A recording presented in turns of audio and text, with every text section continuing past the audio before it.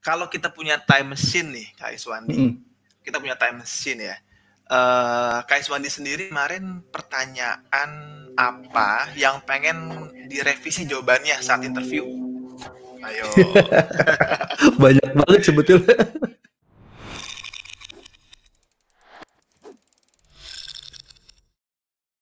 Nah, Oke. dari pertanyaan yang tadi udah ditanyain tuh, sebenarnya interview yang dirahasiain kemarin itu atmosfernya gimana? Oke. Dakdikdukah, That's good tegangkah, question. That's good atau question. malah comfy gitu? Betul banget. Jadi saya ingat ada pesan dari senior, kalau kamu interview itu jangan terlalu overreacting. Maksudnya mau nunjukin kamu tuh prima atau smart atau apa ya, dibilang menguasai gitu. Akhirnya saya alami aja, maksudnya kalau boleh sih tipikal menggebu-gebu boleh beberapa teman-teman, tapi saya kemarin ambil yang pitch-nya itu agak low, terus pelan-pelan aja sih, pelan-pelan kayak ngobrol. Beda kalau lagi presentasi marketing kan, misalkan teman-teman, halo gini-gini, atau orasi. Saya dulu tipikal kayak gitu waktu S2 kalau presentasi di Oke. Tokyo. Pas aku mikir kayaknya harus direvisi deh. Tapi ini it's different person, different lagi ya. Maksudnya ini works buat saya waktu itu. Tapi mungkin buat Yeah. teman-teman yang harus menggabung monggo aja. Tapi saya ambil akhirnya saya harus berubah strategi nih, harus yang pelan-pelan, tone juga tone bariton lah atau bass, terus juga tidak perlu menggebu-gebu yang overreacting karena bakal lebih natural buat orang-orang Australia kalau saya lihat. Itu masukan At- saya mikir make sense juga ya buat diaplikasikan. Gitu. atau depend on konteks kali ya, Oh benar tergantung benar. kondisi saat itu mungkin ya. Kalau Hmm. misalnya si panelisnya itu menggebu-gebu, ya kita mungkin mengimbangnya dengan lebih Hmm. santai, gitu Hmm. kali ya. Iya benar. Tapi kembali ke pertanyaan tadi, saya jujur agak deg-degan juga dan maksudnya kayak ketakutan tuh banyak banget, kayak misalkan nggak bisa menjawab, bahasa Inggrisnya mungkin hilang tengah-tengah, kan in English ya meskipun boleh pakai bahasa Indonesia. Terus belepotan itu bener-bener ketakutan yang technical banget sih. Terus kalau ditanya nggak bisa jawab itu takut. Cuman pas sudah masuk, ya saya baca doa, Bismillah kalau emang ini baik buat saya, mudahkanlah ya Allah lisan saya untuk menyampaikan yang memang perlu disampaikan gitu. Jadi ya alhamdulillah sih presentasi awal kan kita dikasih waktu 10 menit ya buat presentasi. Itu pitch-nya ya medium lah, nggak terlalu hype tapi nggak terlalu low juga, dan bisa di delivery karena saya sudah latihan hampir tiap hari tuh pulang Tiap hari. kantor untuk pitch. Selama berapa hari? Atau kalau itu hampir 30 hari kali, 30 kali berarti. Wow. Itu ya Wow. tapi bukan yang formal di depan kaca ya, kayak di Nah, mobil lagi nyetir misalkan. My research bla bla bla ini dengan pitch yang udah ya mungkin diatur kali ya, yang enak didengar sama para narasumber karena memang para profesor kan nggak mau juga dihakimin kan. Jadi have benar, to be like benar. humble and then just true to your heart lah gitu. Benar. Sama Hmm. mungkin terakhir dari saya sebelum kita Hmm. masuk ke pertanyaan teman-teman kali ini, Kak Iswandi. Hmm. Sebenarnya bener nggak sih yang dibilang sama orang lain itu kalau interview beasiswa itu kayak semacam sidang skripsi yang dimana kita itu dibantai habis-habisan. Ayo, ini Hmm. mitos atau fakta? Silakan. Uh, untuk wawancara S2 S3 atau S3 aja nih? Dari pengalamannya Kak Iswandi kan ada dua nih, S2 sama S3. Jadi silahkan Hmm. dua-duanya deh. Buat Oke, bandingin benar. Jepang sama Australia. Karena beda di culture nih pasti. Kalau justru yang saya rasakan kalau S2 kemarin waktu Jepang, mereka lebih ke apa ya, akademik banget ya, formal banget, nanyain risetnya apa, kayak datar lah gitu. Nggak nanya personal, malahan nggak nanya keluarga, nggak nanya karakter gitu. Untuk beasiswa saya kemarin. Cuma kalau yang S3 kemarin kayaknya memang di setting ya, dari 4 orang itu 2 orang yang kayak ganas-ganas, 2 orang yang lebih soft, lebih apresiatif lah. Jadi memang di 2 orang awal itu yang saya bilang itu 2 orang pertama tuh bikin saya berpikir keras sih untuk menjawab yang pas, yang sesuai fakta dan data, sama apa ya, nyambung dengan konteks pertanyaan. Jadi itu banyak banget pertanyaan yang kayak aduh kok jawabnya gini sih. Itu yang Dan karena kalau jawabnya udah kurang pas, dia akan cecer lagi tuh untuk pertanyaan kedua, ketiga, keempat, dan itu aduh lelah banget kalau nggak menguasai. Nah itu pembantaian di 2 awal, tapi di 2 akhir itu alhamdulillah sih jadi lebih sejuk ternyata. Dia mendukung dan ternyata yang ketua seleksi itu adalah dari Charles University. Apa karena gua milih itu ya? Oke. Nggak, itu cuma bercanda doang. Tapi logik gitu, logik. Kalau boleh tahu tadi yang 2, kalau boleh tahu nih Kak Iswanti, yang 2 tadi mencecar itu dari Indonesia dua-duanya atau combine? Betul. Jadi yang 2 pertama itu satu dari Indonesia, beliau profesor dari University di Batam, saya lupa namanya. Satu lagi profesor bapak-bapak dari Melbourne apa RMIT ya. Itu dua-duanya emang ganas. Tapi ganasnya ganas yang konstruktif sih. Oh iya juga ya, ada yang belum saya kepikiran. Tapi tetap sakit sih dengernya.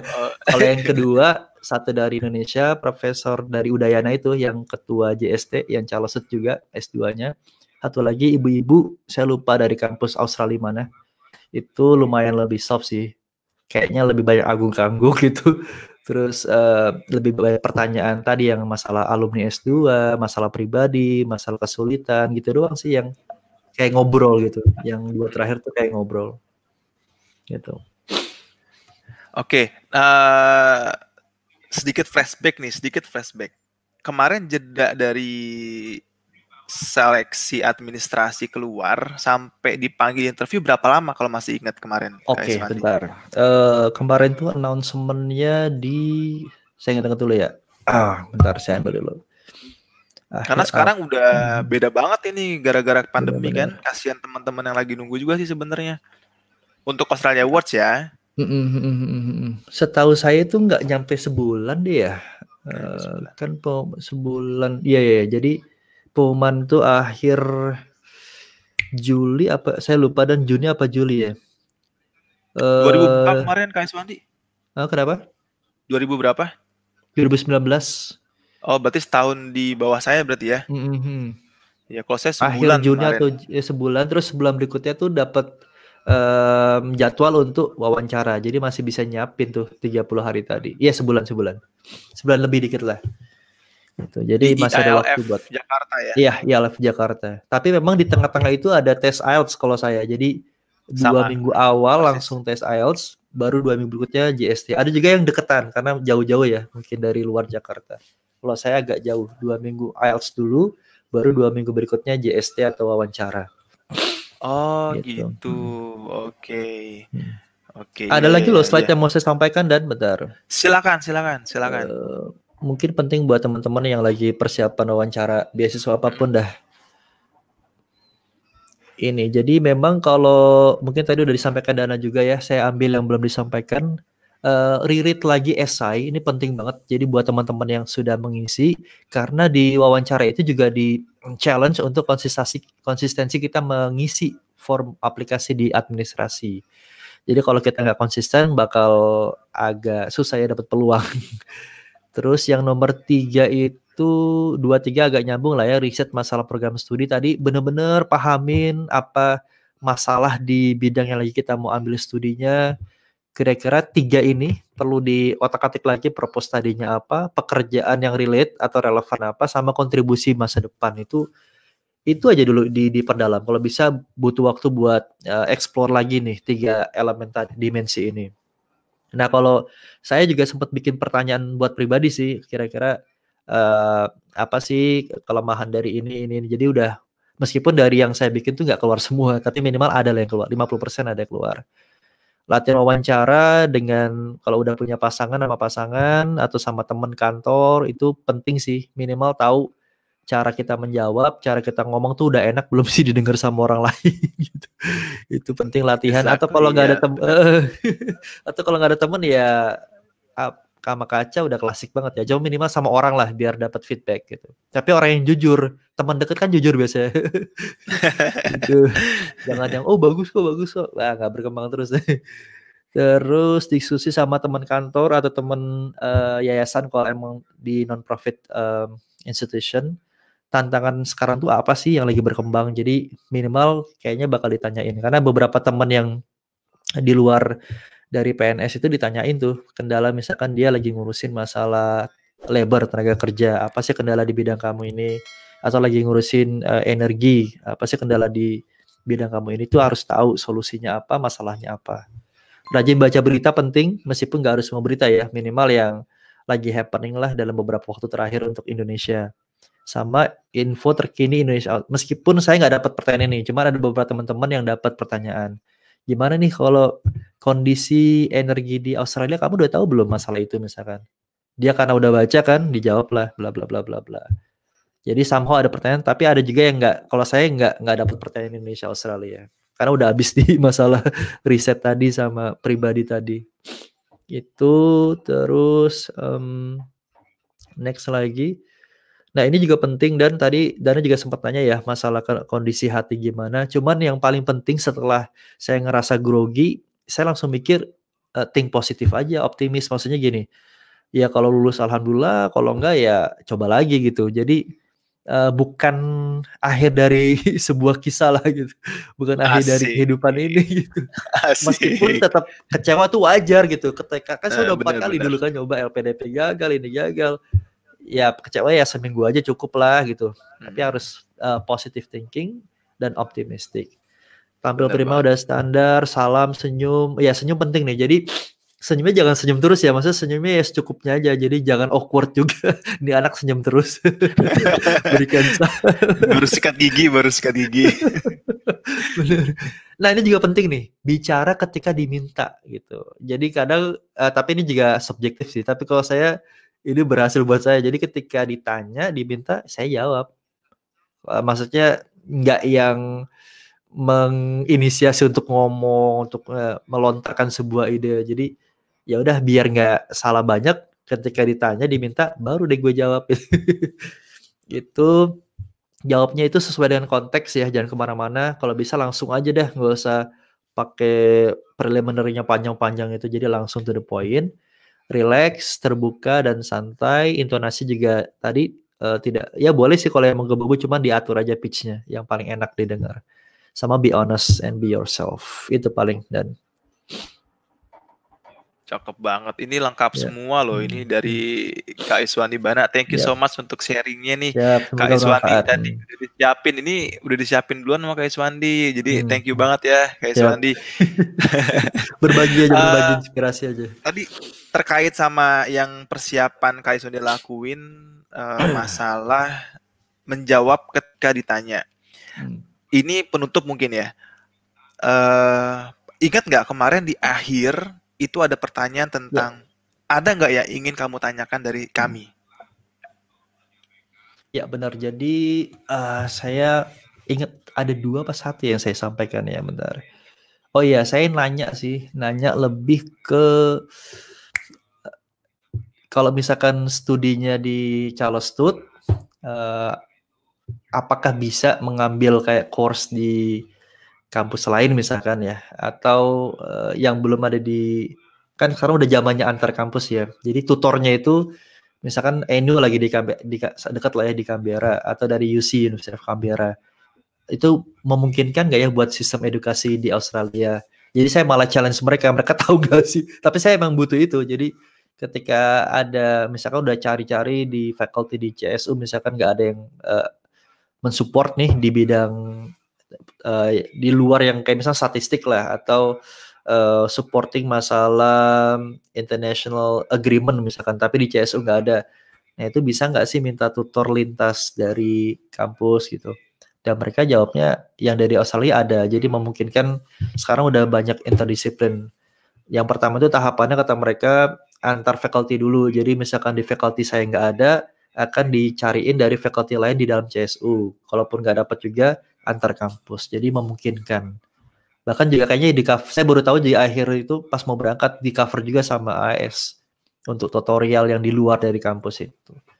Itu karena saya ini kan agak spesifik ya, butuh supporting tutor dari yang lebih makro atau lebih besar. Itu saya kepikiran ada nggak sih fasilitas itu. Akhirnya mereka jawab ada katanya. Ini saya belum buktikan sih. Itu, jadi saya nanya balik terkait dengan sistem mereka lah. Kita udah mati-matian nih, cuman ada nggak yang bagus gitu yang mereka tawarkan. Itu paling Dan. Oke, berarti ini bukan mitos ya, tapi memang ada pertanyaan kayak gitu biasanya di akhir. Ada nggak yang ingin kalian sampaikan atau tanyakan? Bebas sih sebetulnya itu apa ya? Atau ada beberapa teman-teman yang sharing dia pakai ini buat meyakinkan dewan juri. Kalau saya nggak mau sih, tapi ini pilihan ya, maksudnya boleh aja strategi masing-masing. Kalau saya nggak mau pakai itu buat menjual lagi diri, maksudnya udah cukup. Tapi lulus nggak dia? Lulus juga, jadi memang tergantung. Ada juga yang enggak, kayak beberapa teman saya nggak kok mas, saya lebih nanya balik, misalkan ada nggak program internship di Australia, dia di University of Melbourne, bilang. Untung dia dari Melbourne juga sih, apa namanya pewawancaranya ada kok, bilang. Oke, jadi dia malah nanya masalah edukasinya. Tapi kalau masalah menjual diri lagi monggo aja, tapi jangan terlalu hard selling banget. Iya, jangan terlalu over ya. Terus malah ilfil lagi. Bener banget ya. Orang kan nggak suka dijualin tapi suka belanja. Enggak dia. Oke, kita masuk ke kolom atau section untuk pertanyaan ya. Ya. Udah banyak banget yang nanya. Coba kita dari yang awal tadi udah dijawab nih. Pertanyaan apa aja yang muncul ketika wawancara nih udah terjawab ya. Terus, nah ini kita buka dari sini deh. Kira-kira dari Yosita Lida, kira-kira apa yang membuat kakak terpilih jadi awardee saat S2 maupun S3? Silakan Kak. Yosita ini menarik nih. Jadi setiap orang tuh punya apa ya, kemampuan atau kekuatan masing-masing, dan jadi yang paling penting adalah we have to know ourselves, tahu kekuatannya di mana, kelemahannya di mana. Jadi tahu itu dulu. Ketika sudah tahu, baru kita mau ngapain nih gitu. Belajarnya apa ya yang bikin kita itu maksimal di bidang itu. Itu dulu. Nah, faktor X-nya adalah kita tahu plan studinya mau ngapain sama setelah selesai. Jadi nggak sekedar cuma mau belajar doang di Australia kah, di Amerika kah, atau di Jepang misalkan, tapi udah kebayang, visualisasikan mimpi-mimpi sih sebetulnya, tapi ya kalau kita tekuni bakal jadi kenyataan. Contoh misalkan belajar S2 kemarin, saya mau belajar masalah strategic management sama IPR yang belum banyak di Indonesia. Saya pelajari itu, masalah hak cipta, masalah trademark, dan setelah balik mau ngerjain apa di proyeknya. Jadi udah kebayang kita tuh mau ngapain gitu. Kayak ibaratnya mau nyetir mobil, kita tahu nih, mau ke Puncak, mau ke Semarang, itu dulu. Karena kalau misalnya kita nggak tahu itu nggak akan jadi daya jual buat sponsorship gitu ya. Nah yang kedua, yang bikin terpilih adalah memang apapun kontribusi kita, itu kalau bisa teman-teman dicantumkan di aplikasi. Baik yang PNS, bukan PNS, guru, atau aktivis, atau private companies, atau swasta, itu bikin rekam jejak yang baik. Saya pernah ini loh terlibat A, B, dan C. Jadi itu menjadi nilai tambah buat teman-teman. Kalau saya pribadi, saya bikin itu selama berdinas 10 tahun, saya bikin rekam jejak terlibat di tim A, B, C, D, E. Jadi memang betul saya lakukan, bukan cuma nama doang ya.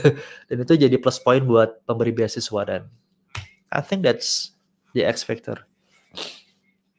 Yes, untuk yang ini sekarang lanjut ke Maria Cynthia di Jakarta. Kak, kalau planning future-nya masih berupa rencana, baru dieksekusi setelah pulang, nah itu bisa pengaruh hasil interview nggak? Nggak apa-apa. Jadi kalau sebuah program itu kan banyak parameter ya.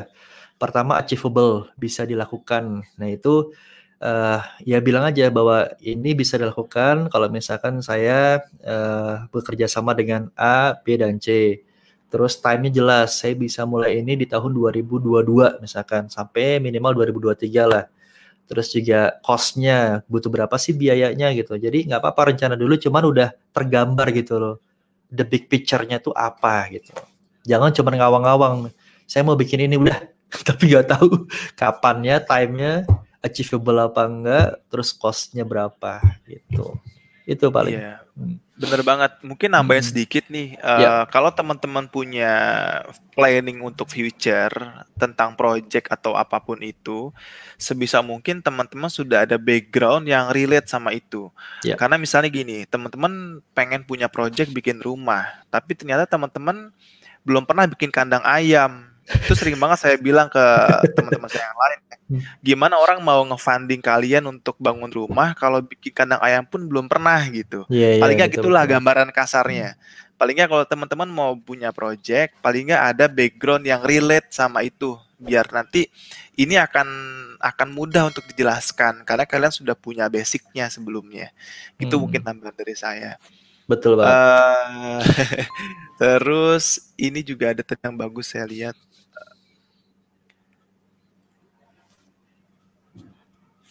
Apa yang jadi pertimbangan kakak milih sekolah S1 jurusan ekonomi setelah memiliki jejak D3 di Bea Cukai? Apakah hal itu salah satu langkah untuk nanti nih apply S2 di luar negeri? Jadi udah ada planning belum sih untuk S2 ke luar negeri gitu? Makanya mengambil study path-nya tuh seperti ini gitu. Dari Anena Cinta di Jawa Tengah. Ya, Anena betul banget nih, pertanyaan menarik. Jadi kenapa saya ambil ekonomi? Karena memang sih belum terlalu planning untuk S2 ke luar negeri, cuman karena yang paling dekat dengan relevansi Bea Cukai, yang belajar masalah international trade, belajar masalah ekonomi sedikit, makro-mikro, terus sama hukum juga, jadi kayak paling dekat ya ke ekonomi, dan itu lebih cepat konversinya nilai dari D3 Bea Cukai ke S1 ekonomi. Dan alhamdulillah sih dengan meskipun dari budi luhur, kampus yang tidak bonafit, tapi IP-nya lumayan oke sih, maksudnya masih masuk lah LPDP sama beberapa sponsorship. Jadi memang kalau misalkan teman-teman yang sudah terjebak di mau pindah jurusan, nggak apa-apa juga sebetulnya. Cuman kalau enaknya sih lebih kuat kalau linear antara nanti S1 dengan S2-nya. Gitu paling.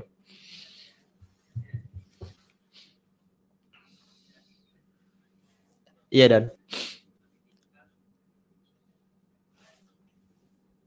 Halo Raisya.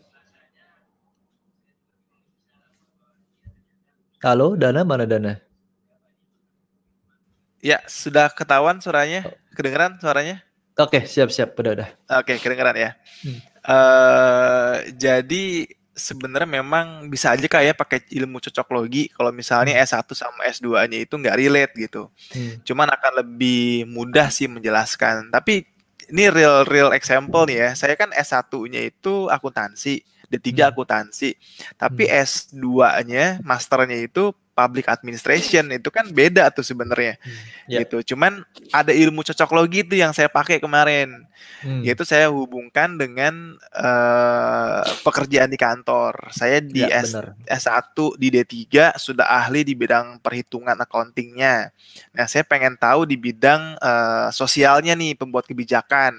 Jadi biar lengkap ilmu saya. Ada ilmu tentang accounting, ada ilmu tentang kebijakan. Makanya saya butuh jurusan ini gitu kemarin trik cocokloginya. Bener. Nih dari Raisa deh kita angkat ya. Menurut pengalaman kakak, apakah faktor menjawab dalam bahasa Inggris dengan lancar saat interview jadi penentu banget? Terkadang grogi jadi blank. Oke, bagus banget nih pertanyaannya.